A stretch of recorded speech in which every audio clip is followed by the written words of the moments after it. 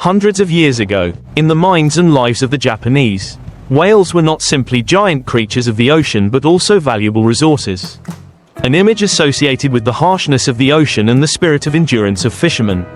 The Japanese are an island nation with limited agricultural land and few natural resources. So they have long developed a culture closely tied to the sea.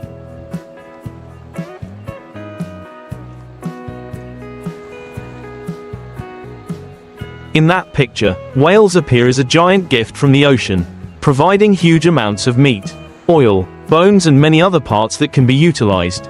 The appearance of whales in Japanese life is not only in the aspect of food but also in beliefs, literature, art and collective memory. Since the 17th century, Japanese coastal fishing villages have formed specialized whaling teams.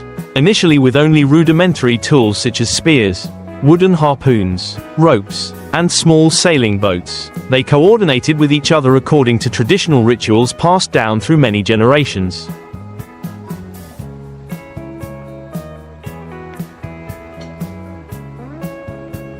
Hunting a giant whale meant that the whole village would be full for many months. And whale sacrifice rituals were performed to express gratitude, expressing the belief that the whale's spirit would bless people to be safe at sea. From there, in many coastal areas of Japan, especially the Wakayama and Kyushu regions, whale shrines, Kujira Jinja, appeared as part of the local spiritual culture, where people revered the souls of whales that sacrificed themselves to feed people.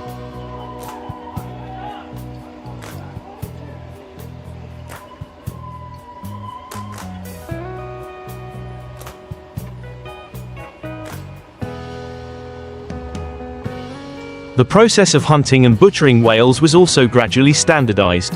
When a whale is spotted, the whaling ship will approach at high speed, using a harpoon gun to shoot at the back near the head or right at the chest, where it is believed to cause the most fatal damage. The harpoon is often equipped with explosives so that when it penetrates the whale's body, it will explode, destroying internal organs and causing the whale to die more quickly. However, in reality, many whales still struggle in pain for a long time before dying.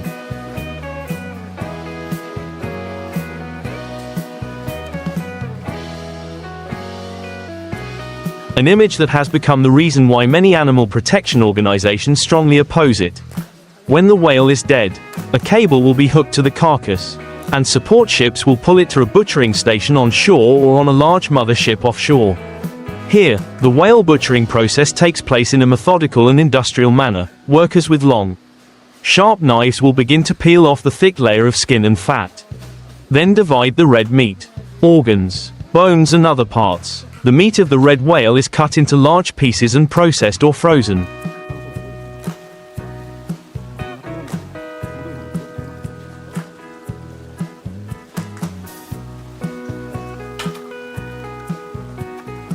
The blubber is boiled to produce oil for industrial use or as food. The whale bones can be ground into fertilizer, and the whale tendons and whiskers are used in handicrafts or in traditional medicine. All are utilized, reflecting the traditional Japanese idea of not wasting anything from the animal that has been sacrificed for them. The first job is to process the layer of skin and fat tens of centimeters thick covering the whale's body. The carvers stand in a line, coordinate rhythmically, use a knife to make a long cut along the body from head to tail.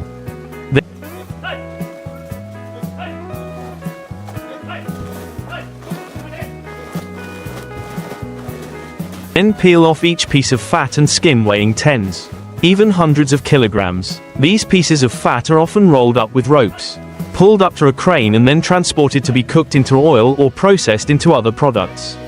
That image makes many people shudder, because the entire surface of the whale's body slowly reveals a layer of bright red flesh as dark as blood, creating a scene that is both terrifying and overwhelming.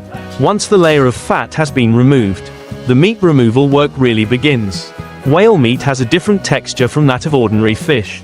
It is similar to mammal meat, thick, fibrous, rich in blood, so the carpenter must know how to cut the knife along each muscle line.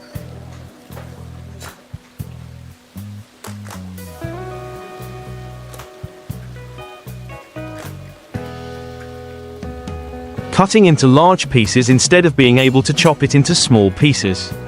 Each cut requires strength, precision and experience to avoid damaging the texture of the meat.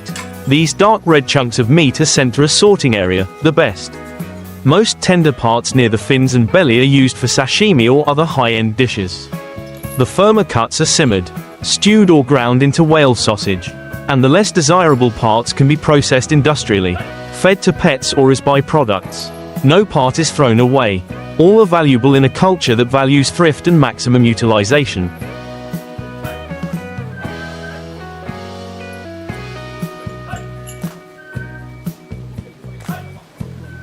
The whale's internal organs are also harvested with meticulous care. After opening the giant abdominal cavity, people carefully remove the heart, liver, stomach and intestines. The whale's liver is especially large, rich in vitamin A, and was considered an important source of nutrition during the post-war period of shortage. The giant whale heart, weighing up to hundreds of kilograms, is dissected to get the firm and red heart muscle, which has high nutritional value. The stomach and intestines are cleaned to be processed into traditional dishes, or dried as raw materials. This scene often haunts those who witness it for the first time.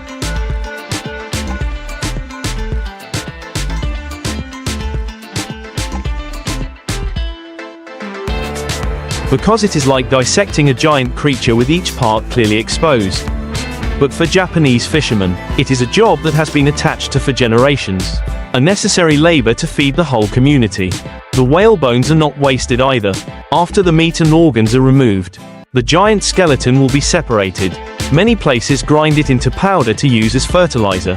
Other places keep it for display in museums or whale temples.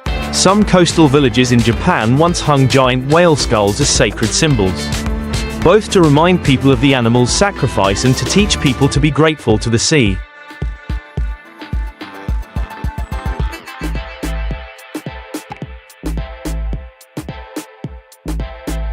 The whale tendons and whiskers are dried and used in handicrafts or folk medicine. Even the whale blood that flows out during the cutting process is collected to be processed into fertilizer or industrial products. The whole process is like a closed chain of operations, where every part of the whale's body finds a purpose. And this is the pride of the Japanese when they compare it to the Western hunting method, which is often wasteful. It is worth mentioning that the entire whale cutting process is not only technical but also carried out as a collective ritual.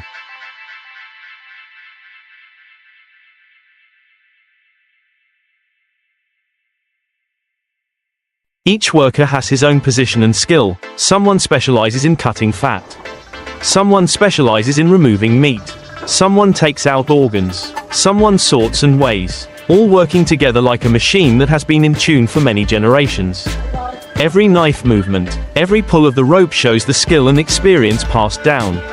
To outsiders, it may be a barbaric sight, but to them, it is noble labor, a part of a tradition that will be lost if not preserved.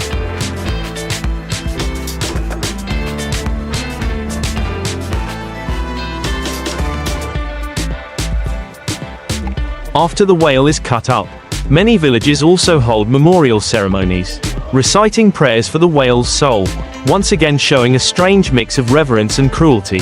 However, that meticulousness and thoroughness are also part of the reason why Japan has been heavily criticized.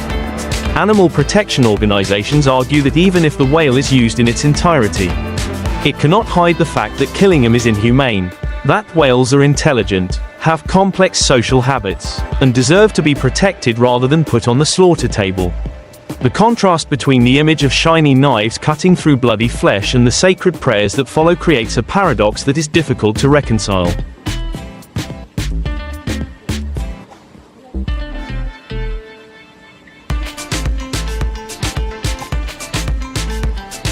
But for many Japanese fishermen, if they give up whale cutting, they will not only lose their livelihood but also lose part of their cultural identity that has been with them for hundreds of years. Luong tu tu thit kor voi jiam man.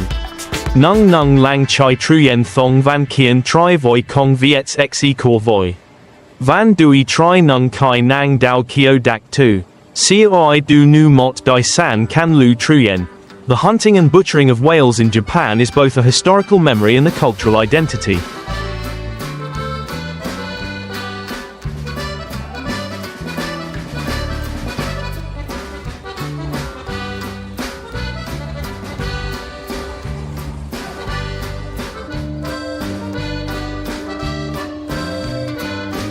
which is difficult to separate from the life of coastal communities.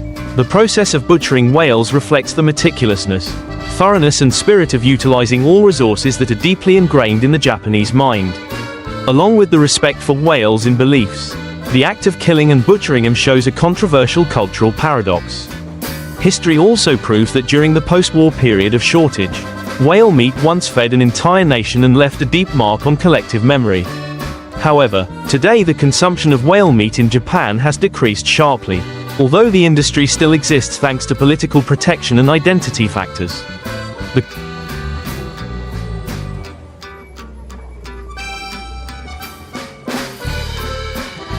confrontation between Japan and the international community clearly reflects the conflict between cultural traditions and global standards of animal conservation. For many fishermen, butchering whales is not only a way to earn a living but also a source of pride in their skills and family heritage. However, in the eyes of the outside world, the scene of whale butchering often perceived as barbaric and at odds with modern animal welfare trends. It is the tension between cultural values and environmental ethics that has made the story of whales in Japan such a long-standing hot topic. And the future of Japan's whale cutting industry will depend on the delicate balance between biological conservation, cultural demands, and ever-increasing international pressure.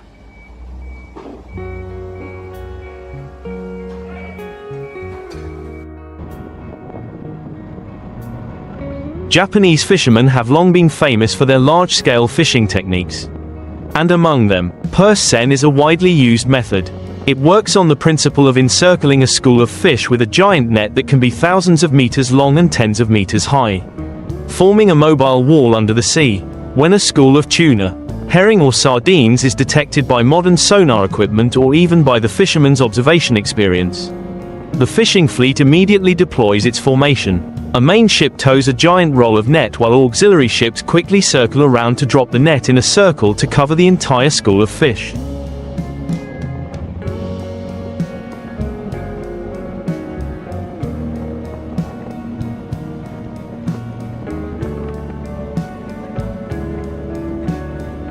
The mouth of the net is kept afloat by hundreds of large buoys, and the bottom of the net is attached with heavy lead to sink deep into the water to form a giant bag.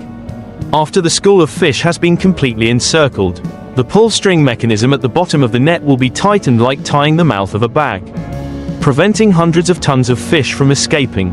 At this time, the entire mass of fish is concentrated in a corner of the net.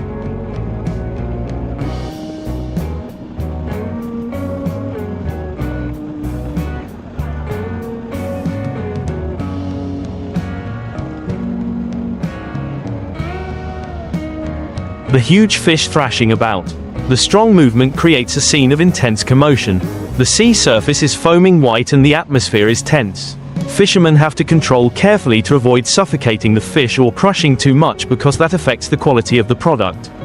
Followed by the process of lifting the fish onto the deck. Large cranes with auxiliary net buckets or pressure water pump systems are used to bring the fish onto the ship.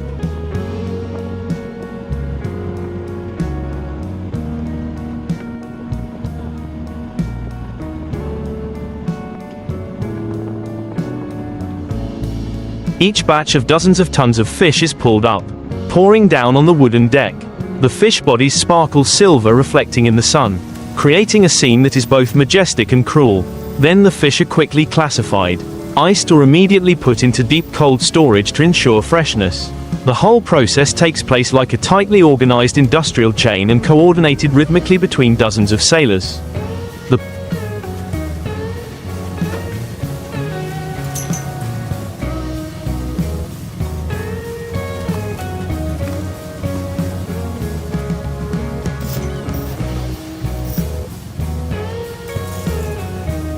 Seine allows Japanese fishermen to exploit hundreds of tons of fish at the same time in one batch, contributing to the huge seafood output of this country. However, this method has also been criticized by many international organizations for its destructiveness. When not only catching target fish, not only does the seine net not only attract fish,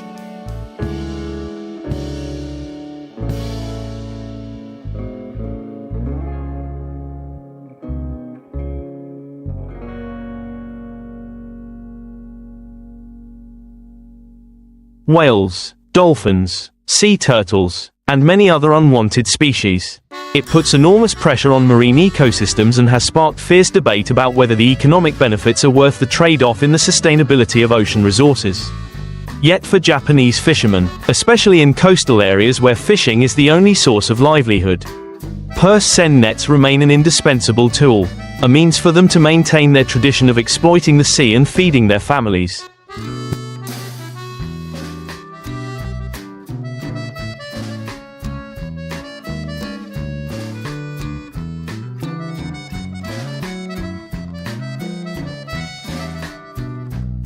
Once again demonstrating the inherent tension between livelihood, culture, and the responsibility to conserve nature. Immediately after, hundreds of tons of fish are scooped up onto the deck by the seine. The preservation and preliminary processing work begins immediately, because if there is a delay of even a few hours, the huge amount of fish will quickly spoil due to the high temperature at sea and the rapid natural decomposition of fish. Japanese fishermen have long developed preservation techniques on board to maintain quality.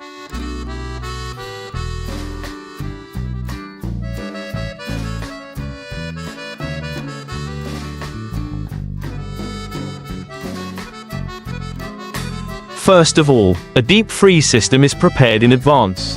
When the fish are just poured onto the deck, the sailors divide them into groups to classify them by size and type. High-value species such as bluefin tuna will be processed separately. Workers use sharp knives to cut open the belly and remove the internal organs on the spot to avoid digestive enzymes destroying the meat. After that, the fish are washed with seawater and taken straight to the deep freeze storage at about -40 degrees. Other fish species such as herring, sardines, and mackerel are put into ice cells covered with a thick layer of ice. The ice system is often produced on board using a large capacity refrigeration machine.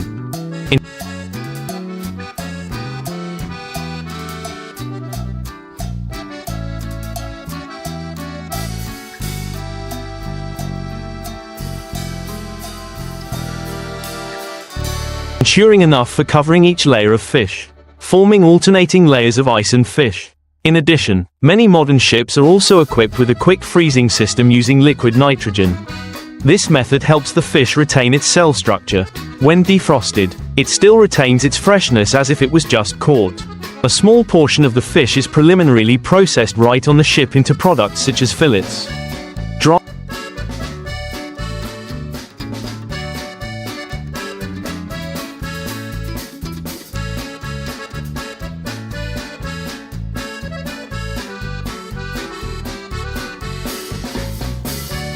Dried or initially canned, especially on long fishing trips in distant waters. This work is carried out by a group of skilled workers. They use automatic slicing machines to fillet tuna or mackerel, then vacuum pack and freeze on the spot. So when the ship docks, the product is ready to enter the distribution chain without much additional steps. The combination of sophisticated manual labor and modern industrial chains is a prominent feature of the Japanese fishing industry. The scene on the deck at that time was like a giant processing factory floating in the middle of the ocean. The sound of chopping knives, the sound of saws, the sound of air conditioners running loudly, the fishy smell of fish mixed with the strong smell of sea salt.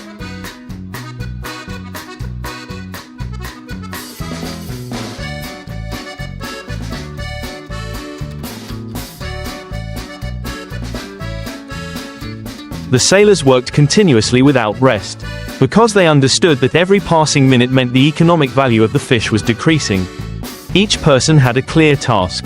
Some cut the fish, some carried ice, some packed. All worked in harmony under the high-pressure lights that were bright all night.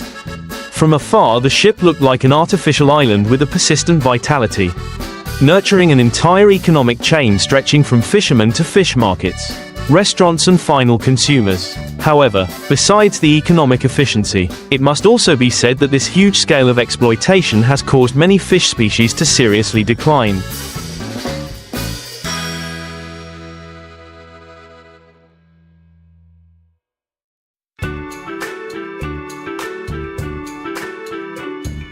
Films recording schools of fish being tightly surrounded, struggling helplessly and then piled up on deck have sparked many debates about the sustainability and humaneness of exploitation. The Japanese are proud of their ability to preserve and process fish on site to help maintain high quality. but the international community is concerned that this efficiency is further promoting overexploitation, creating a vicious cycle that is difficult to stop. Thus, those cold storages filled with fish are not only a symbol of prosperity but also a reminder of the ecological cost that the ocean must bear.